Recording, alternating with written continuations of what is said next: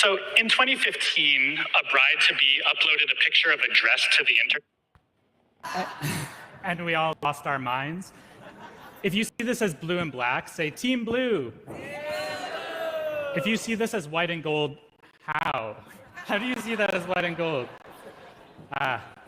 Why does this break our brains so much? It's because it puts us into confrontation with the fact that two minds can perceive the same reality entirely differently. I'd like to talk to you about two things. One, our minds are much more different than we think. And two, you should seek out minds that are different than your own, because that's where the magic happens. I get to work with a lot of diverse minds by virtue of what I do. I write and produce scripts for animation on a wide variety of topics, and I create puzzles and games.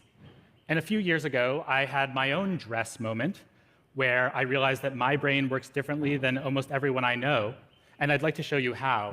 So if you'll indulge me for a second, please visualize the following. You can do it with your eyes open or closed, whichever gives you the most vivid mental imagery. A rocket ship crash lands on an alien planet. A creature comes up to the hatch and knocks, and someone opens it from within. So now I'm going to ask you some questions about what you just saw. What color was the planet? What kind of creature was it? And who opened the hatch? I'll show you what I see. Nothing. That's because I have a condition called aphantasia, which is where I don't have access to my mind's eye.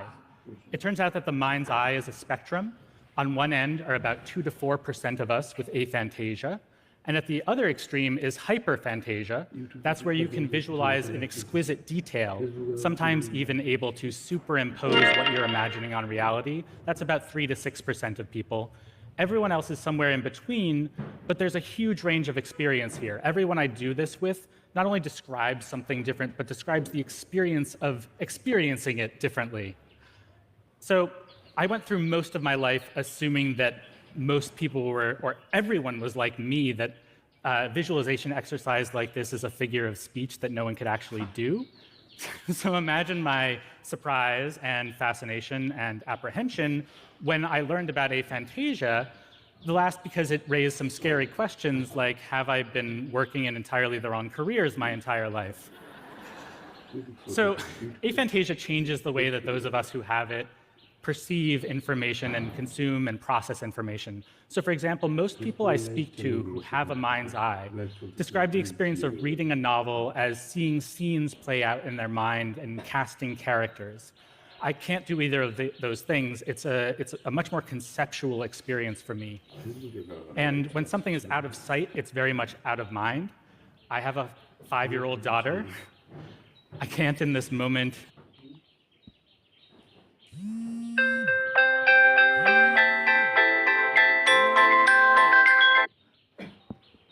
imagine her face.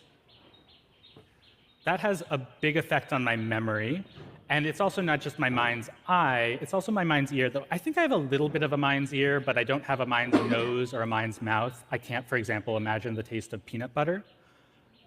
And what's it like to think in the absence of a mind's eye? That's a really tough question that's not that far off from asking what's it like to be a dolphin or a spider. And in the absence of being able to inhabit each other's consciousnesses, we can communicate about them.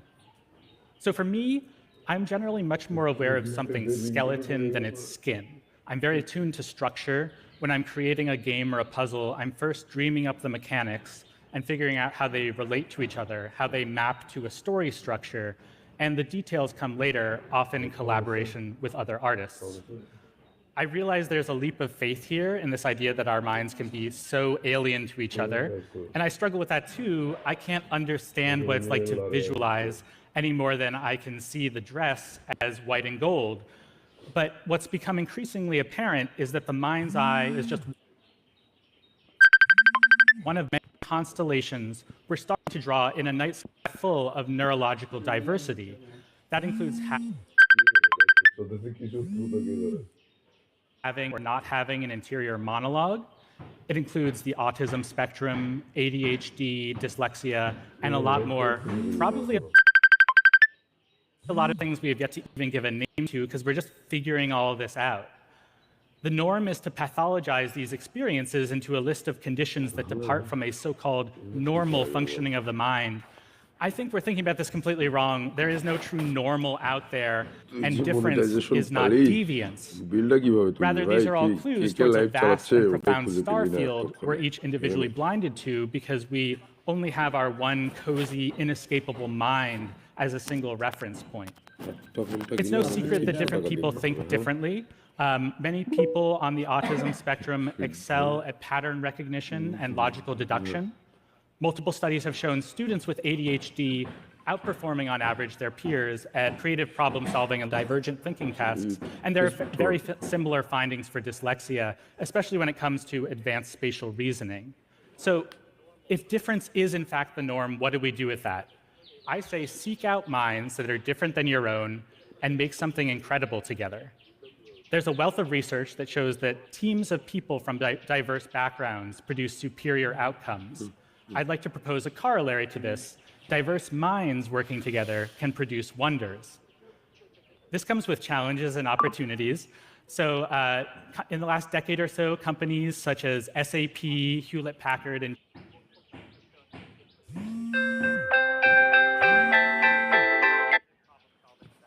JP Morgan have started programs designed to recruit neurodivergent talent. And in the time since, they've reported corresponding gains in productivity, morale, innovation, and quality. I see this in my own work as well, again, by the serendipity of working in visual fields with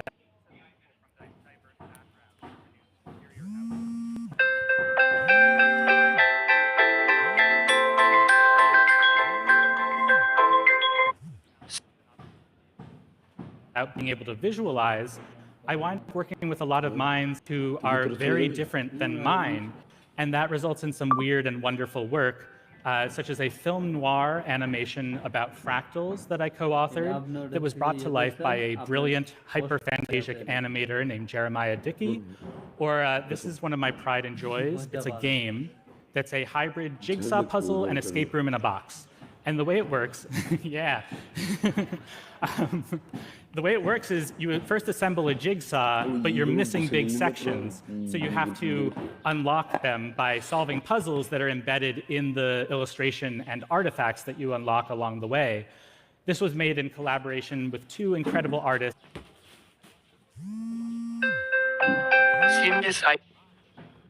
Rita Orlov and Senna Tripp. And our minds can be found in very different corners of the galaxy of neurological diversity. So am I working in the wrong fields?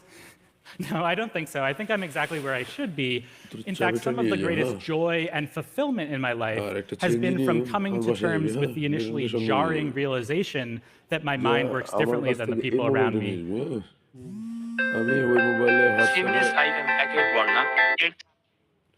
And recognizing that for what it is. Dazzling. Thank you.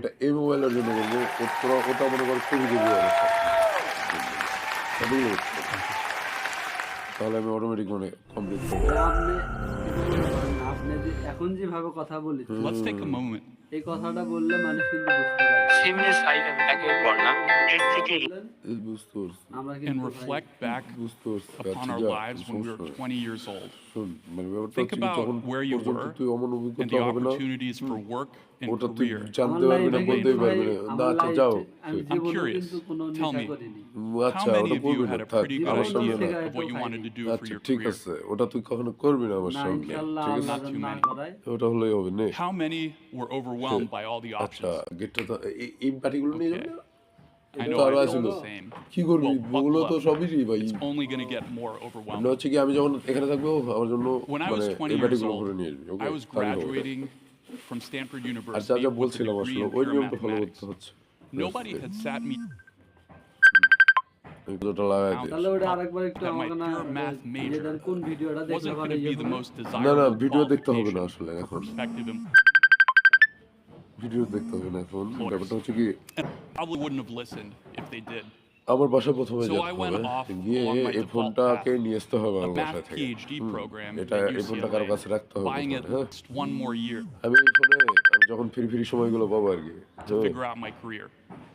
সেই সময় আমি Now, হোয়াটসঅ্যাপে my screen first share করা যায় না। month in graduate হ্যাঁ, school, আমি ওই স্ক্রিন শেয়ার Lehman করে করে Brothers আমি went দেখাবো। under. the start of the global financial crisis.